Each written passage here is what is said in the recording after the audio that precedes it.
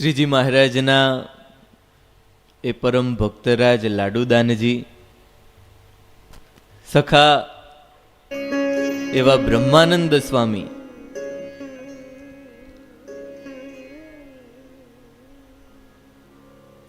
સ્વપ્નમાં એમના માતા પિતા શંભુદાનજી અને લાબુબા દેવીને એ બધા જ દેવોએ દર્શન આપીને કહેલું કે આજથી 5મે દિવસે એક ભૂદેવ આવશે, કચ્છ બાજુ જતા હશે ને એમની સાથે આ તમારા દીકરાને મોકલજો. કારણ કે શંભુદાનજીને લાડુદાનજીને આ ભુજ લખપત પાઠશાળામાં મોકલવા હતા, પણ ચિંતા રહેતી કે ખૂબ લાંબો પંથ, કોની સાથે કેમ કરવું.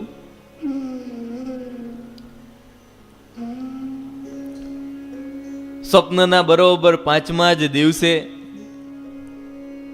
એ શ્રીજી મહારાજ ભૂદેવનો વેશ ધારણ કરી અને એમને ત્યાં આવ્યા. પરિવારે 20 દિવસનો સમય માંગ્યો કે 20 દિવસ તમે વળી પાછા આવજો અને અમારા પુત્રને તમારી સાથે તેડી લાવજો.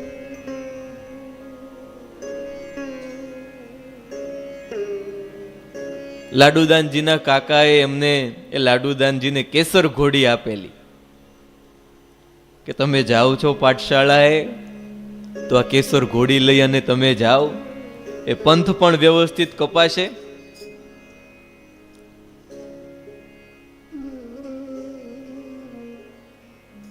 લાડુદાનજીએ સગા સંબંધીઓ અને માતા પિતાની એ ભાવભરી વિદાય લીધી છે.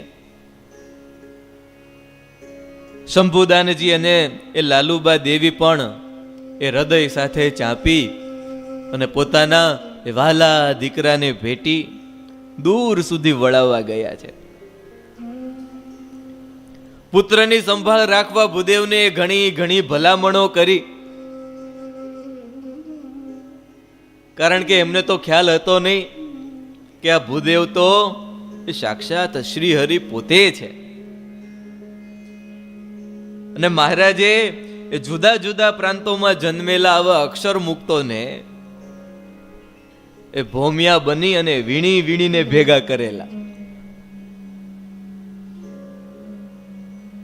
ભવસાગરના એ ભોમિયા એ ભૂદેવે શ્રીજી મહારાજે એ જ રણમાં એ લાલજી સુથારને મીઠું પાણી પાઈ આધોએ જઈ અને સંસારથી એ વિરક્ત કરી અને ત્યાગી બનાવેલા અને નામ પાડેલું નિષ્કુળાનંદ સ્વામી. એ જ ભોમિયા એ બ્રાહ્મણ વેશે ઈડર રાજ્યમાં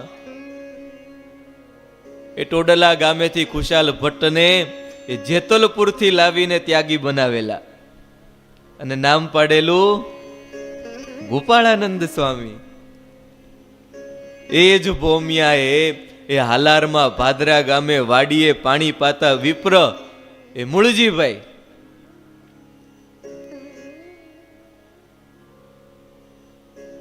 એ શું કરવાનું હતું ને શું કરો છો, ભોમિયા બની પોતાની સમીપે બોલાવી તેને પણ ત્યાગી બનાવ્યા અને નામ પાડ્યું સદગુરુ ગુણાતીતાનંદ સ્વામી. અને આજે એ જ ભોમિયો એ બ્રાહ્મણ વેશ લઈ એ લાડુદાનજીને એ ખાણ ગામે તેડવા પધાર્યા છે. જ્યાં જ્યાં મહારાજને એવા મુક્તો ભૂલી ગયેલા હોય, કદાચ એ માયાનું આવરણ આવી ગયું હોય ને કદાચ ભૂલી ગયા હોય તો મહારાજ ત્યાં જઈ અને આવરણ મુકાવીને લેતા હોય.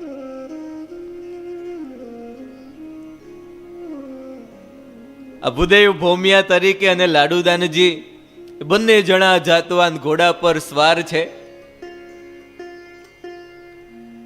અને ઘોડા પણ આજે એ જાણે એ સ્વારની મરજી જાણી કચ્છ ધરાની ભોમકા તરફ એ ઝડપ ભેર છૂટ રેવાળ ચાલથી ચાલતા ચાલતા એ સાંજ પહેલા તો એ મહામાયા અંબાજીના બેસણે પહોંચી ગયા. મહારાજે સેજે આખા એ તીર્થભરની યાત્રા કરેલી, બધી જ આખા ભારતભરની યાત્રા કરેલી. રસ્તામાં કંઈક વાતો તો કરતી જવી ને.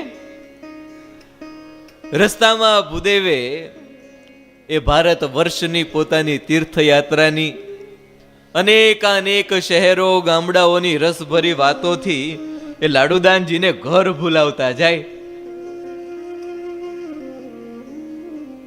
કારણ કે હવે પહેલી વાર ઘરેથી નીકળેલા એ ઘર યાદ તો આવે ને.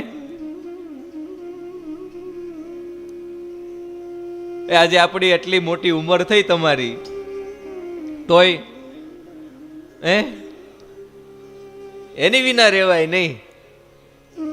ઘર તો સાંભળે જ.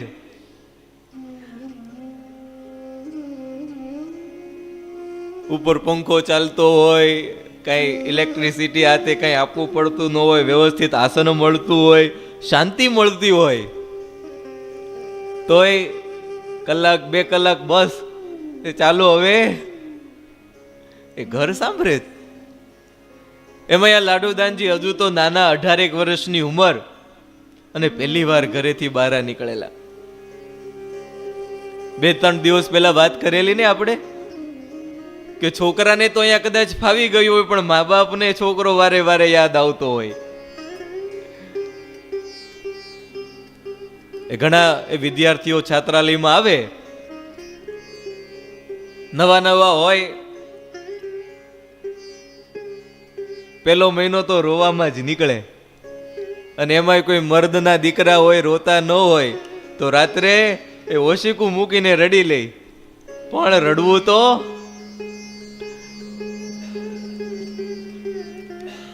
શ્રીજી મહારાજ ભૂદેવ આ લાડુદાનજીને એ પોતાની યાત્રાની ધીરે ધીરે વાતો કરતા જાય, ઘર ભૂલાવતા જાય.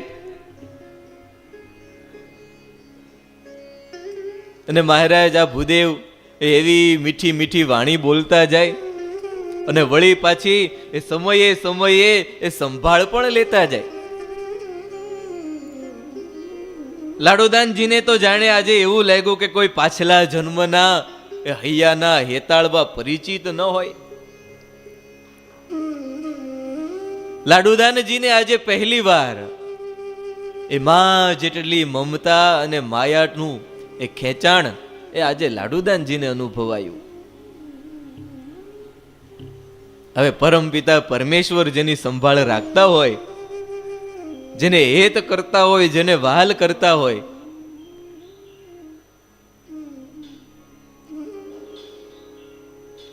બંને જણાએ એ અંબાજી પહોંચતા એ યોગ્ય સ્થળે ઘોડાઓ એ બાંધી સામાન ઉતારી એ સ્નાન વિધિ પૂર્ણ કરી અને મહાદેવી અંબિકાના દર્શનાર્થે ગયેલા. ઉતારે આવીને રાતવાસો કર્યો. બ્રહ્મદેવે એ ભારત દર્શનના પોતાના અનુભવોમાંના અનેક અવતારોના પવિત્ર તીર્થસ્થાનો, એ ત્યાંના રહેવાસીઓ, એ વિદ્વાનો, એ રાજ્ય શાસનની એ બધી જ વાતો લાડુદાનજીને સંભળાવે.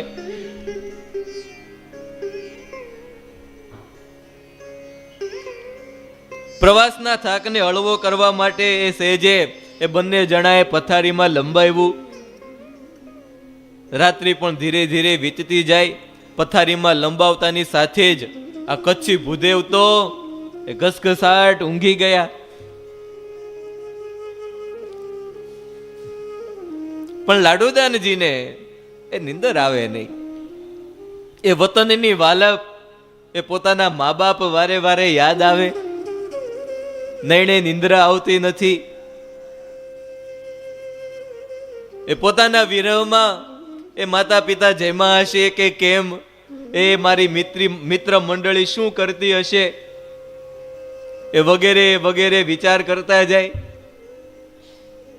એ આજે તો ઠીક છે, ફોન આવી ગયા, એ કંઈક પરદેશ ગયા હોય તો અહીંથી પેલા તો ફોન કરે, સુખરૂપ પહોંચી ગયા ને. અને કદાચ ત્યાં ફોન ન આવે તો આપણાથી રહેવાય નહીં. આપણે ફોન કરીને કહી દઈએ કે અમે બાપા વિદેશ જઈએ એવા, પૂછો એમને, દીકરાનો ફોન આવ્યો જ હશે કે દાદા વિમાનમાં કેમ ફાવે છે કે.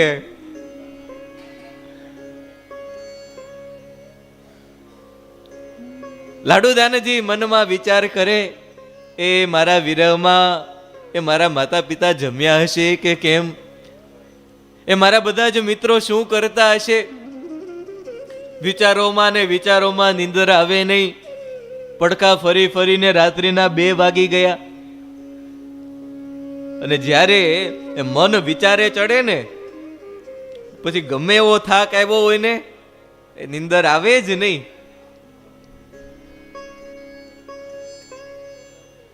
અને એમાંય જો સંતોને એ રાત્રિએ કથા કરવાનું થયું હોય, કથા કરી હોય એટલે સેજે એ કથાના વિચારો મનમાં ચડી ગયા હોય. એ સતત એ જ વિચાર આવ્યા કરે કે આ થોડુંક ખોટું બોલાઈ ગયું, અથવા તો આની જગ્યાએ આ બોલ્યો હોત તો વધારે સારું હોત, આ દ્રષ્ટાંત રહી ગયું, એવા બધા વિચારો આવે. જો રાત્રિએ હોય તો, દિવસે હોય તો સુવાની વાત જ નથી.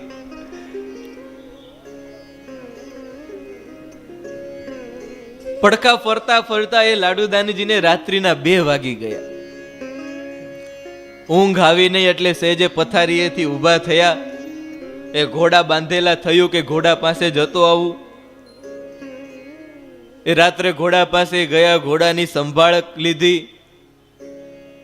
થોડી ઘણી એ નિરણ પણ નાખી હશે.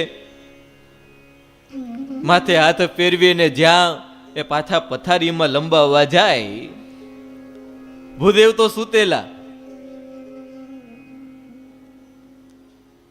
જ્યાં પથારીમાં એ લાડુદાનજી લંબાવવા જાય એ ત્યાં જ ભૂદેવના એ જમણા ચરણના અંગૂઠામાંથી એ આછી ભૂરી પ્રકાશની લહેર પ્રગટી. મહારાજ તો સૂતા હતા. એ ભગવાનને ઐશ્વર્ય દાબવું હોય તોય એ ક્યારેક ક્યારેક દબાય નહીં. મહારાજના ચરણમાંથી પ્રકાશની લહેર પ્રગટી અને એ રાત્રિના અંધકારને પ્રકાશિત કરતા એ ભૂદેવની મુખાકૃતિમાંથી પણ એ તેજના પુંજ છૂટ્યા. લાડુદાનજી જોવે કે આ ભૂદેવ અને એના શરીરમાંથી આ તેજ નીકળે. લાડુદાનજી 18 વર્ષના હતા, પણ તેમ છતાંય એ પૂર્ણ સમજણ વાળા. મનમાં થયું કે આ કોઈ એ સામાન્ય ભૂદેવ નથી, આ કોઈ સામાન્ય પુરુષ નથી. તરત જ પથારીમાંથી ઊભા થઈ ગયા.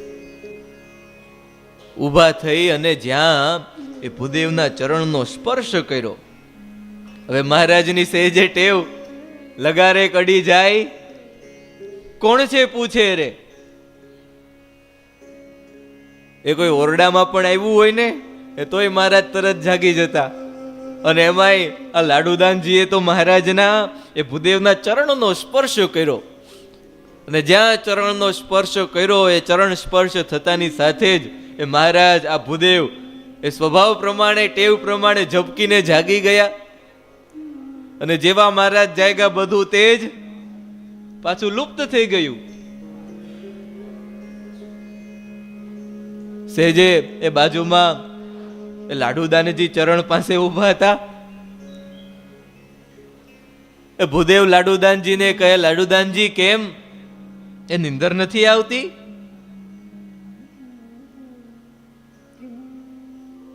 એ કુમારા, તમને એ ઘર સાંભળી આવ્યું કે અજાણ્યા સ્તરે ડર લાગે છે? લાડુદાનજી કહે, મહારાજ. ભૂદેવને મહારાજ કહે ને, મહારાજ એ દેવી પુત્રને તો એ કોઈ જાતનો ડર હોય જ નહીં. અને વળી આપ જેવા એ પવિત્ર ભૂદેવના સાનિધ્યમાં એ ગમે તેવી ઓખી જમીનના અગોચર પણ એ પળ વારમાં પાવન થતા હોય, ત્યાં પછી વળી બીક શાની હોય?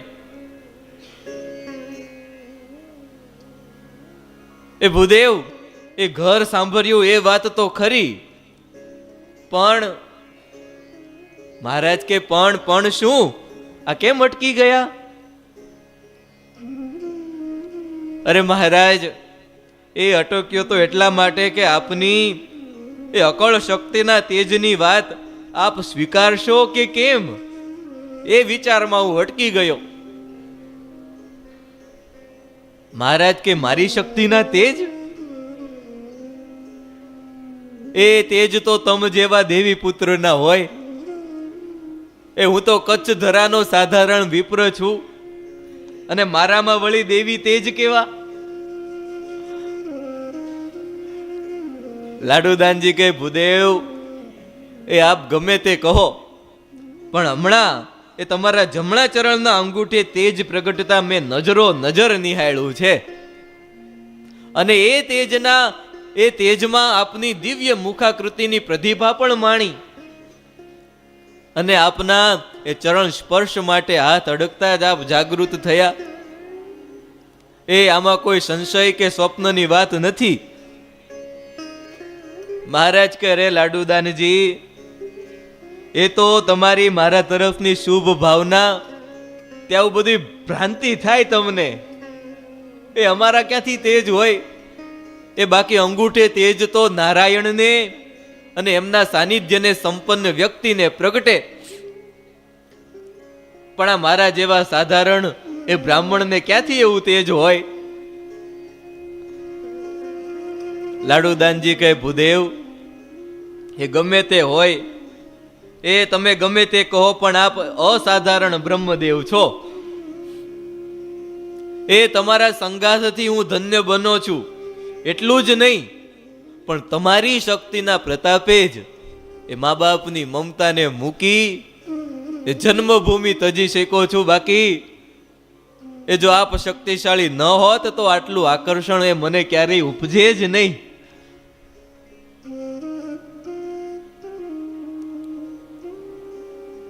એટલે આપ જે કહો છો કે અમે અસાધારણ છીએ, તો એ અસાધારણપણાની આપની વાત એ નિર્માનીપણાની ગૌરવ ગાથા છે. બાકી મેં તો તેજ એ મારી સગી આંખે નિહાળ્યું છે.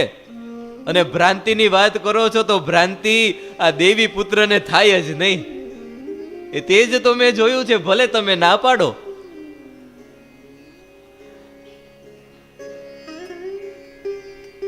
હાથ જોડી અને લાડુદાનજી મહારાજને કહે, ભૂદેવ, એ જો આપને કોઈ તકલીફ ન હોય તો આપની શક્તિનો એ થોડો વધારે પ્રતાપ દેખાડો, મને પાવન કરો, અને આપની એ આંતરિક એ અદ્રશ્ય શક્તિનો મને સાચો પરિચય આપો કે આપ કોણ છો. મહારાજ કે, લાડુદાનજી, મારામાં તો કોઈ શક્તિ નથી, પણ મારા ગુરુ અલૌકિક છે. એ દેવી પુરુષ છે, અને મારા ગુરુ જ્યારે જ્યારે મને સાંભળી આવે ને, એ ત્યારે એમના પ્રતાપે કદાચ આ તેજ નીકળતું હશે, આ તેજ કદાચ એમના પ્રતાપે પ્રગટતું હશે. અને લાડુદાનજી, અમારા ગુરુના દર્શન પણ તમને એ સહજમાં થશે, અને તેઓ જ તમને આ બાજુ આકર્ષી શક્યા છે, અને થોડા સમયમાં તમે પણ એમની દિવ્ય શક્તિના ભોગતા થશો. એ જુઓ, એ અત્યારે રાત્રિ ઘણી વીતી ગઈ છે, અને વળી પાછો એ પ્રવાસનો થાક પણ છે, માટે હવે આરામ કરો, તમને જરૂર નિદ્રા આવી જશે. ભૂદેવની વાત સાંભળી લાડુદાનજીએ પથારીમાં લંબાવ્યું, અને પછી મહારાજ કઈ મૂકે, તરત જ લાડુદાનજીને નિદ્રા આવી ગઈ. લાડુદાનજી પણ ઘસઘસાટ સૂઈ ગયા. પ્રાતઃ કાળે જાગી સ્નાનાદિકથી પરવારી પૂજન અર્ચન કરી શિરામણ કરી એ ફરી બંને એ ભૂદેવ અને લાડુદાનજી ઘોડા પર એ પલાયણા છે. મરુભૂમિનો સીમાડો મુકતા લાડુદાનજી એ ખાણ ગામની દિશાએ એ અર્બુતાચળના શિખરો પરના રવિ તેજને નિહાળતા નિહાળતા માર્ગે આગળ વધ્યા. સૂર્યરથના ઘોડાઓની ગતિએ પંથ કાપતા એ જાતવાન બંને અશ્વો એ સાંજ પડતા સુધીમાં તો એ બનાસ નદીના તીરે પહોંચ્યા. નદી કિનારે આજુબાજુની એ વાડીઓમાં ઘોડા બાંધી ઉતારાનો પ્રબંધ કરી સ્નાનાદિકથી પરવારી એ ભોજન લીધું. વાડીના ખેડૂતે સહેજે દૂધ આપેલું. એ દૂધ ભગવાનને ધરાવી પોતે બંને જણાએ એ દૂધનો પણ પ્રસાદ લીધો. આજુબાજુની પ્રાદેશિક ભૌમની જાણકારી મેળવી ફરી પાછા નિદ્રાધીન થયા. વળી ત્રીજે દિવસે વહેલી સવારે સ્નાન પૂજા શિરામણ કરી ફરી ઘોડા પલાયણા. જોત જોતામાં એ રોહા ગામ વટોળી બનાસકાંઠા પ્રદેશનું અવલોકન કરતા કરતા એ ત્રીજી રાત્રિએ પાલનપુરના સીમાડે આવેલ વાડીમાં એ મુકામ ઉતારો કર્યો. રાબેતા મુજબ દિનચર્યા કરી એ વાળું કરી આરામ કરવાની તૈયારી કરતા હતા. એ ત્યાં જ એ પોતે જે વાડીએ ઉતર્યા હતા એ જ ખેડૂત યજમાનના યુવાન પુત્રને એક સર્પદંશ થયો. સર્પદંશ થતાની સાથે જ એ એકનો એક યુવાન પુત્ર ખેડૂતનો એ બેભાન થઈ અને ઢળી પડ્યો. રાત્રિનો પ્રથમ પ્રહર એ પૂર્ણ થવામાં હતો. ગામ ઘણું દૂર હતું અને કુટુંબના મોભી એ છેલ્લો શ્વાસ ગણી રહ્યો છે. પરિવારની સ્ત્રી, યુવા, બાળ એ બધા આક્રંદ કરે. સેજે રો કકળ થયો, બધા રોવા લાગ્યા. એટલે મહારાજ અને લાડુદાનજી એ બંને જણા એ પરિસ્થિતિ પાસે ગયા. જોયું તો બધી જ પરિસ્થિતિ પામી ગયા. બધા રોવે. એકનો એક પુત્ર એ મરણ પથારીએ. લાડુદાનજીએ જોયું અને તરત જ સમય પારખી ગયા. લાડુદાનજીએ બાજુમાં મહારાજ ઉભેલા અને વળી પાછું એ 2 દિવસ પહેલા પ્રકાશ નીકળેલો બધું જોયેલું. લાડુદાનજી કહે, ભૂદેવ, એ આપ જેવા પવિત્ર પુરુષના ચરણ આ ખેડૂતની જમીન ઉપર થયા તો આપ આ ખેડૂત પરિવારની આપ બહાર કરો, એનું દુઃખ દૂર કરો. એ આપણે તેના એ અતિથિ સત્કારને સ્વીકાર્યો હોય અને આ સમયે એના ઉપર જો આવી આપત્તિના ઓળ ઉતરે તો આપણી એ આર્ય સંસ્કૃતિ ઝાંખી પડે. લાડુદાનજી ભૂદેવને પ્રાર્થના કરતા હતા એટલે બાજુના ઓલા બધા એ જેનો દીકરો સર્પદંશ થયો તો એ બધાને પણ થયું કે આ ભૂદેવ કોક ચમત્કારી હોવા જોઈએ. એટલે તરત જ એના દીકરાને બાજુમાં મૂકી અને મહારાજ પાસે એ ભૂદેવ પાસે આવીને પ્રાર્થના કરવા લાગ્યા. આખો પરિવાર એ બ્રાહ્મણના પગે પડી રડતા રડતા પ્રાર્થના કરે. દુખીઓ દેખી રે અતિ આકળા થાય. મહારાજને થયું આ લાડુદાનજી પ્રાર્થના કરે છે, વળી આખો પરિવાર પ્રાર્થના કરે. મહારાજને સેજે દયા આવી. મહારાજ કે જુઓ, એ ખેડૂત એ આ બધા સર્પ કઈ ઝેરી હોતા નથી. બધા સર્પ એ ઝેરી હોતા નથી. એ ઘણાને સર્પદંશ થાય તો એ સર્પદંશના ડરથી જ એ ઘણા લોકો બેભાન થઈ જતા હોય છે. માટે આમાં ગભરાવાની જરાય જરૂર નથી. એક કામ કરો, એ મોરપીંછ હોય તો લાવો. મહારાજની આજ્ઞા થઈ એટલે રાત્રે આખો પરિવાર એ મોરપીંછ ગોતવા લાગ્યો. લાડુદાનજી તો ત્યાં જ મહારાજની પાસે ઊભા. આખો પરિવાર મોરપીંછ ગોતી અને 5-6 મોરપીંછ લઈને આવ્યો. મહારાજના હાથમાં આપ્યો. મહારાજે મોરપીંછના 2 કટકા કરી અને લાડુદાનજીને આપ્યા. મહારાજ કે લાડુદાનજી એ આ છોકરાના બંને કાનમાં ભરાવી અને છોકરાને સાદ કરો. એ ભોળિયો નાથ ભેળો હશે તો છોકરો એ હમણાં જીવતો થશે, હમણાં ઉઠશે. હવે ભોળિયો નાથ તો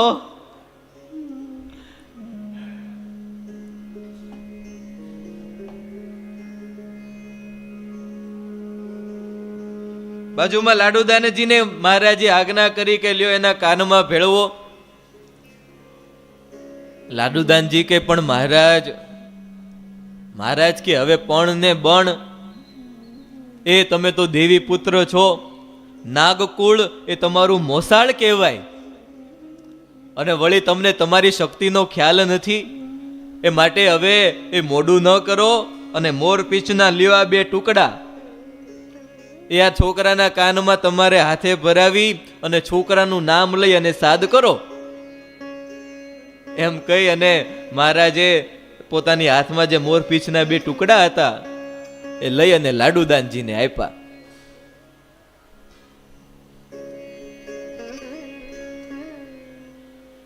લાડુદાનજી એ બંને ટુકડાને લઈ અને એ જે છોકરાને સર્પદંશ થયો તો એના કાનમાં ભરાવ્યા.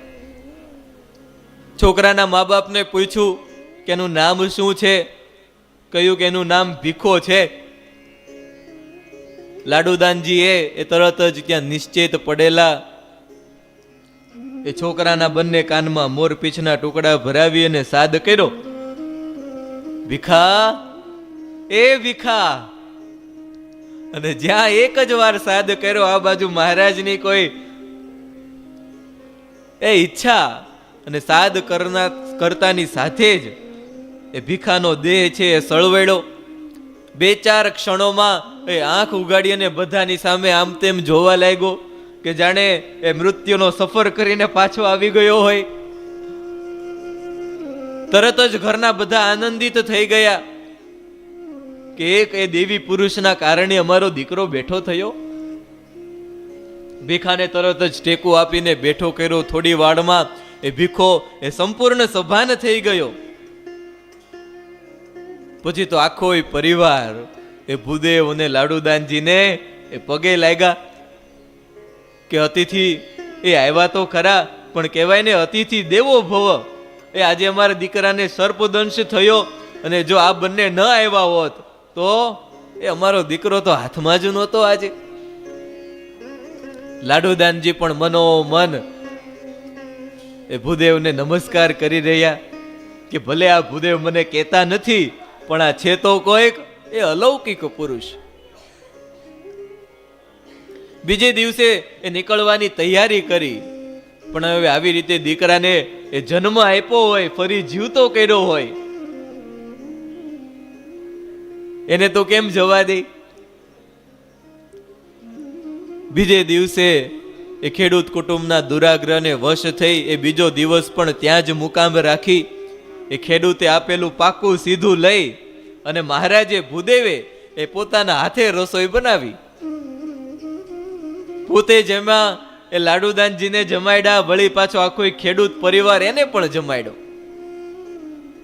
અને ત્યારે એ લાડુદાનજીએ પહેલી વખત એ મહારાજે બનાવેલી રસોઈ જમી.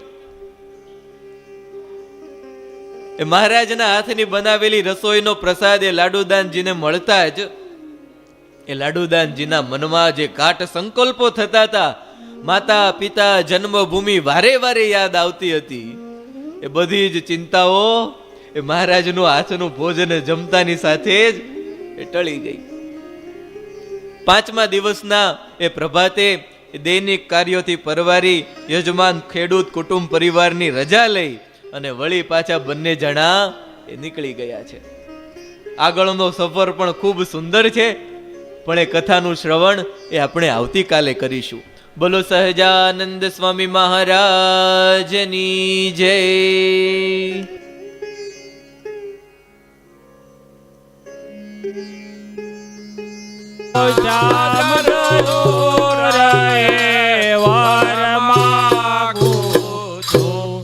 શ્રી ઘનશ્યામ મહારાજની જય.